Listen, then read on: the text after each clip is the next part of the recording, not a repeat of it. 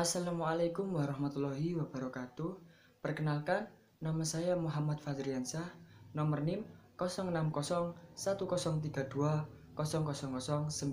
Saya di sini akan menjelaskan tentang menyusun kalimat paragraf, diksi, dan tanda baca. Menulis merupakan hal yang penting bagi mahasiswa dan seorang pengarang. Bagi seorang pengarang tidak asal menggunakan kata ketika akan menuliskan ide atau gagasannya. Pengarang akan memilih kata yang tepat yang menyangkut kapan, di mana, dan tujuan penggunaan kata tersebut.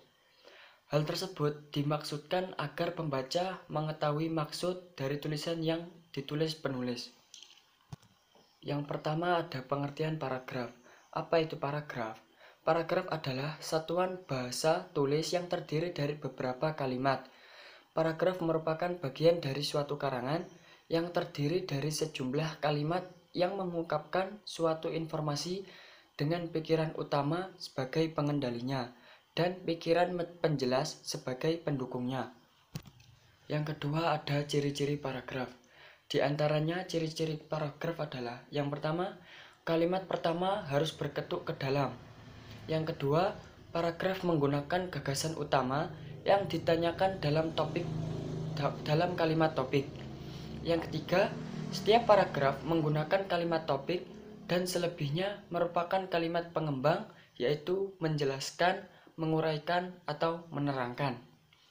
Yang keempat, paragraf harus menggunakan gagasan penjelas yang ditanyakan dalam penjelas.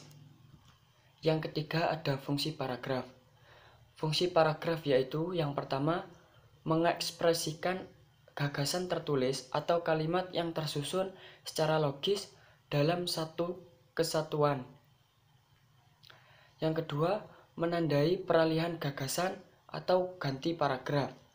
Yang ketiga, memudahkan perorganisasian. Yang keempat, memudahkan topik karangan. Yang kelima, memudahkan pengendalian variabel. Yang keempat adalah penyusunan kalimat menjadi paragraf. Untuk menyusun paragraf yang padu, kita dapat menggunakan langkah-langkah seperti yang pertama, harus memilih tema atau topik yang akan dibahas. Yang kedua, membuat kalimat utama. Yang ketiga, meletakkan kalimat utama di awal. Yang keempat, membuat beberapa kalimat penjelas. Yang kelima, harus membaca keseluruhan paragraf yang sudah disusun. Diksi. Pengertian diksi. Diksi sama artinya dengan pilihan kata atau pilihan yang tepat untuk mencegah kesalahan dalam penafsiran.